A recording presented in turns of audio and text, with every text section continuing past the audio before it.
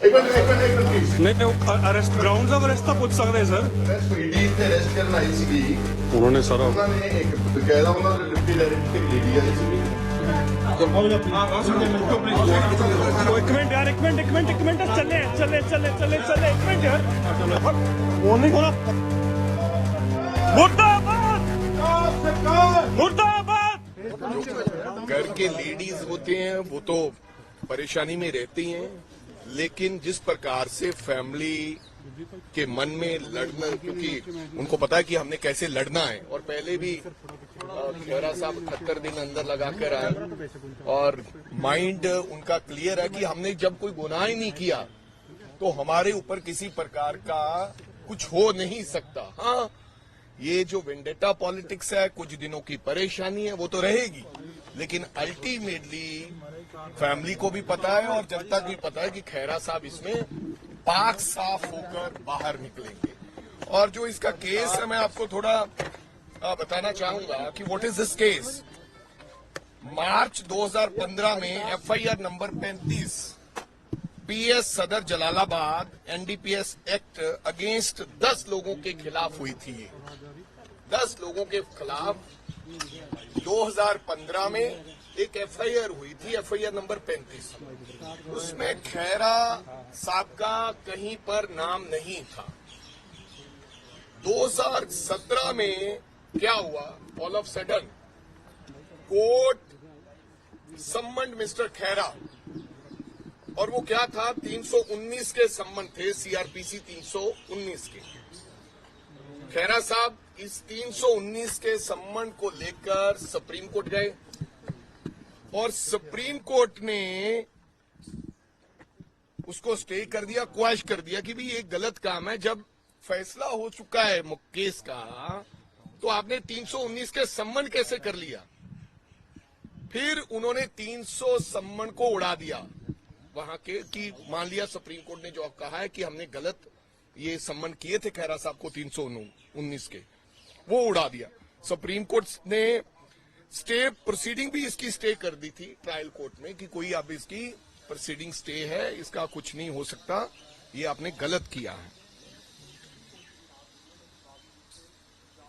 और 2023 में supreme court ने ऑल प्रोसीडिंग ऑर्डर्स इन ड्रग केस वो स्टे कर दिए, क्वैश कर दिए, मतलब कि खत्म कर दिए। और फिर क्या हुआ, आज उनकी अरेस्ट हुई। जब ऑर्डर खत्म कर दिए, जो 15 का केस था, 8 साल हो गए हैं, जिसमें खेरा साहब का नाम नहीं था, 319 उड़ा दी गई, क्वैश कर दी गई। फिर आज कौन सी ऐसी इन्वेस्टिगेशन 8 साल बाद हुई जिसमें दोबारा खेरा साहब को इन्वॉल्व कर लिया गया? पता चला कि आज कोई सिट बनी थी, सिट के माध्यम से खेरा साहब का नाम इन्वॉल्व कर दिया गया। ये टोटली मैं कहूंगा कि इससे मैं समझता हूं नजर आता है कि पंजाब के अंदर जंगल राज है, और ना केवल पंजाब के अंदर है, चंडीगढ़ के अंदर भी जंगल राज है। जिस प्रकार से ना तो चंडीगढ़ की पुलिस हुई, यहां पर चंडीगढ़ पुलिस होनी चाहिए थी, और मैं समझता हूं कि सरासर धक्का है, ये सरकार ने धक्का किया है। और मैं कहूंगा कि आदरणीय डीजीपी साहब का हम बहुत सत्कार करते थे, उन्होंने भी ये धक्का किया है पुलिस के कहने पर। इसमें कुछ नहीं निकलना, और आपके सामने 10 दिन बाद या 5 दिन बाद खेरा साहब आएंगे, और मेरे को लगता है कि जिस प्रकार से उनको लेकर गए हैं, आने वाले दिनों में कुछ भी हो सकता है उनके साथ। जिस प्रकार से उनको लेकर गए हैं धक्के से, सुबह उठते ही ऐसे पुलिस चोरों की तरह आई है, बिना वर्दी के आई है, मैं समझता हूं कि ये नहीं होना चाहिए। यार, कांग्रेस का स्टैंड तो मैं बिना नहाए हुए खेरा साहब के साथ खड़ा हूं। पूरी की पूरी कांग्रेस पार्टी खेरा साहब के साथ खड़ी है। हमें किसी प्रकार की भी लड़ाई लड़नी पड़ेगी, हम लड़ेंगे। पूरा साडा स्टैंड है, असि खेरा साहब दे नाल है, क्योंकि ये नजायज पर्चे, जायज एक मिनट जायज पर से असि किते भी कोई पर्चा हुंदा असि चलते हैं, अंदर जान दे नाल कोई कांग्रेस खत्म नहीं हो जानी। असि लड़ाई लड़ रहे हैं और असि लड़ते रवांगे, और 100% इस झूठे मुकदमा जिहड़ा कीता गया, असि ओरी निंदा करते हैं। ਔਰ ਇਹ ਚੇਤਾਵਨੀ ਦਿੰਦੇ ਕਿ ਅਸੀਂ ਆਪਦੇ ਸਾਥੀਆਂ ਦੇ ਨਾਲ ਡਟ ਕੇ ਹਿੱਕ ਢਾ ਕੇ ਖੜਾ ਰਹਾਂਗੇ। ਲੇਕਿਨ ਜਿਹੜੀ ਜਾਣਕਾਰੀ ਮਿਲ ਰਹੀ ਹੈ ਇਸ ਮਾਮਲੇ ਦੇ ਵਿੱਚ ਨਾਮ ਦਾ ਇੱਕ ਸ਼ਖਸ ਸੀਗਾ, ਉਸ ਨੂੰ 10 ਸਾਲ ਦੀ ਸਜ਼ਾ ਹੋਈ ਹੈ, ਉਸਨੇ ਨਾਮ ਲਿੱਤਾ ਸੀਗਾ ED ਦੇ ਕਿ ਇਸ ਦੇ ਨਾਲ ਕਨੈਕਸ਼ਨ ਫੰਡਿੰਗ ਇਹ ਸਾਰਾ ਜ਼ਿਕਰ ਗੁਰਦੇਵ ਸਿੰਘ ਹੋਰਾਂ ਨੇ ਕੀਤਾ ਸੀ। ਇਹ ਅਸੀਂ ਕੀ ਜਾਂਚ ਹੈ। ਤੁਹਾਨੂੰ ਇੱਕ ਦੱਸਣਾ ਚਾਹੁੰਦਾ, ਈਡੀ ਦੀ ਗੱਲ ਦੱਸਣਾ ਚਾਹੁੰਦਾ। ਅਗਰ ਈਡੀ ਦਾ ਹੁੰਦਾ 6/10/2023 ਨੂੰ, ਇਹਦੀ ਹੁਣ ਡੇਟ ਹੈ, ਇਹਦੇ ਵਿੱਚ ਨੋਟਿਸ ਰਿਗਾਰਡਿੰਗ ਸਟੇ ਹੈ। ਉਹਨਾਂ ਨੇ ਇਹ ਕਿਹਾ ਈਡੀ ਨੂੰ, ਕੋਰਟ ਕੀ ਕਹਿ ਰਹੀ ਹੈ ਈਡੀ ਨੂੰ, ਕਿਉਂ ਨਾ ਇਹ ਮੁਕੱਦਮਾ ਕੁਐਸ਼ ਕਰ ਦਿੱਤਾ ਜਾਵੇ।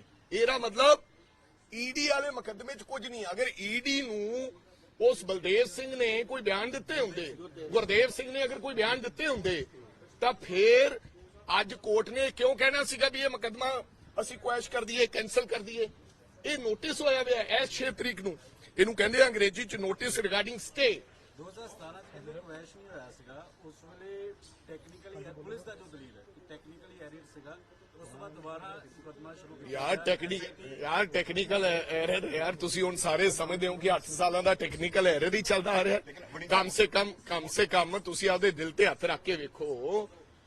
ਸਾਡੇ ਮਤਭੇਦ ਹੋ ਸਕਦੇ ਹੈ, ਸਾਡੇ ਵਿਚਾਰਾਂ ਦੇ ਮਤਭੇਦ ਹੋ ਸਕਦੇ ਆ, ਲੇਕਿਨ ਆ ਜਿਹੜਾ ਮੁਕੱਦਮਾ ਹੈ ਸਾਰਾ ਪੰਜਾਬ ਔਰ ਸਾਰਾ ਹਿੰਦੁਸਤਾਨ ਕਹਿੰਦਾ ਕਿ ਬਿਲਕੁਲ ਗਲਤ ਹੈ। ਲੇਕਿਨ ਬੜੀ ਸਾਹਿਬ ਜਿਹੜੀ ਪੁਲਿਸ ਤਰਕ ਦੇ ਰਹੀ ਹੈ ਕਿ ਫਾਜ਼ਿਲਕਾ ਕੋਰਟ ਜਿਹੜੀ ਸੈਸ਼ਨ ਕੋਰਟ ਹੈ ਉਸ ਦੇ ਆਦੇਸ਼ਾਂ ਤੇ ਐਸਆਈਟੀ ਬਣੀ ਸੀ, ਐਸਆਈਟੀ ਨੇ ਜਾਂਚ ਕੀਤੀ ਜਿਸ ਦੇ ਵਿੱਚ ਫੈਕਟਸ ਪਾਏ ਗਏ। ਨਹੀਂ, ਆਈ ਡੋਂਟ ਨੋ। ਖਹਿਰਾ ਦੀ ਸ਼ਮੂਲੀਅਤ ਦੇਖੋ, ਮੈਨੂੰ ਨਹੀਂ ਪਤਾ ਕੋਰਟ ਨੇ ਸਿੱਟ ਬਣਾਉਣ ਨੂੰ, ਮੈਨੂੰ ਨਹੀਂ ਲੱਗਦਾ ਕੋਰਟ ਨੇ ਕੋਈ ਸਿੱਟ ਬਣਾਉਣ ਨੂੰ ਕਿਹਾ ਹੈ। ਕੋਰਟ ਨੇ ਸਿੱਟ ਬਣਾਈ ਹੈ ਕਿ ਨਹੀਂ ਬਣਾਈ, ਇਹ ਤਾਂ ਪੁਲਿਸ ਕਹਿ ਰਹੀ ਹੈ ਨਾ। ਕੋਈ ਤੁਹਾਡੇ ਕੋਲ ਨਾ ਕਾਗਜ਼ ਹੈ, ਨਾ ਸਾਡੇ ਕੋਲ ਪੱਤਰ ਹੈ। ਨਾਲ ਉਹਨਾਂ ਕੋਲੇ ਰੈਸਟੋਰੈਂਟ ਨਹੀਂ ਸੀਗੇ, ਨਾਲ ਉਹਨਾਂ ਕੋਲੇ ਚੰਡੀਗੜ੍ਹ ਪੁਲਿਸ ਨਹੀਂ ਸੀ, ਬਿਨਾਂ ਵਿਰਦੀਧਾਰੀ ਤੋਂ ਪੁਲਿਸ ਵਾਲੇ ਸੀਗੇ। ਤੇ ਇਹ ਕਿੱਦਾਂ ਮੰਨ ਲਈਏ ਵੀ ਕੋਰਟ ਨੇ ਕਿਹਾ ਸੀ ਸਿੱਟ ਬਣਾਉਣ ਨੂੰ। ਸੋ ਮੇਰੇ ਕਹਿਣ ਦਾ ਮਤਲਬ ਸਾਰੀ ਦੁਨੀਆ ਸਭ ਕੁਝ ਜਾਣਦੀ ਹੈ। ਮੈਂ ਸਮਝਦਾ ਵੀ ਏਦਾਂ ਕਿਸੇ ਨੂੰ ਐ ਕੋਈ ਕ੍ਰਿਮੀਨਲ, ਹਰ ਵਿਅਕਤੀ ਨੂੰ ਪਤਾ ਹੈ ਵੀ ਫਲਾਨਾ ਬੰਦਾ ਗੁਨੇਗਾਰ ਹੈ ਕਿ ਨਹੀਂ ਗੁਨੇਗਾਰ। ਕੌਣ ਬੰਦਾ ਐਨਡੀਪੀਐਸ ਐਕਟ 'ਚ, ਤੁਹਾਨੂੰ ਲੱਗਦਾ ਕਿ ਐਨਡੀਪੀਐਸ ਐਕਟ 'ਚ ਕੋਈ ਚੰਗਾ ਭਲਾ ਬੰਦੇ ਨੂੰ ਫੜ ਕੇ ਲਿਆ ਕੇ ਦੇ ਦਿਓ ਵੀ ਇਹ ਐਨਡੀਪੀਐਸ ਇਹ ਕੋਈ ਨਸ਼ਾ ਵਿਕਾਉਂਦਾ ਹੋਣਾ? ਤੁਹਾਨੂੰ ਲੱਗਦਾ ਕਿ ਖਹਿਰਾ ਸਾਹਿਬ ਨਸ਼ਾ ਵਿਕਾਉਂਦੇ ਸੀ? ਸਾਡਾ ਆਪਸ ਚ ਗਠਬੰਧਨ ਵੀ ਹੈ, ਉਹਦੇ ਬਾਵਜੂਦ ਇਹ ਕਾਰਵਾਈ ਹੋ ਰਹੀ ਹੈ। ਲੀਗਲ ਕਾਰਵਾਈ ਕਿਆ ਕੀ ਜਾਏਗੀ? ਸੋ ਲੀਗਲ 100% ਅਸੀਂ ਮੈਨੂੰ ਲੱਗਦਾ ਪਰਿਵਾਰ ਤੇ ਸਾਰੀ ਅਸੀਂ ਲੀਡਰਸ਼ਿਪ ਸਲਾਹ ਕਰਕੇ ਕੋਰਟ ਦਾ ਰੁਖ ਕਰਾਂਗੇ। 100% will go to the high court. ਅਸੀਂ ਆਪਦੀ ਪਟੀਸ਼ਨ ਦਾਇਰ ਕਰਾਂਗੇ ਔਰ ਫਿਰ ਮੇਰਾ ਖਿਆਲ ਉਹ ਆਪਦਾ ਜੋ ਪ੍ਰੋਸੀਜਰ ਫੋਲੋ ਕਰਨਗੇ, ਅਸੀਂ ਲੋਅਰ ਕੋਰਟ 'ਚ ਜਾਵਾਂਗੇ। ਜੋ ਵੀ ਹੋਏਗਾ ਉਹ ਲੀਗਲ ਕੋਰਸ ਆਫ ਐਕਸ਼ਨ ਹੈ ਜਿਹੜਾ ਉਹ ਸਾਰਿਆਂ ਨਾਲ ਸਲਾਹ ਕਰਨ ਤੋਂ ਬਾਅਦ, ਵਕੀਲਾਂ ਨਾਲ ਗੱਲ ਕਰਨ ਤੋਂ ਬਾਅਦ ਕਰਾਂ।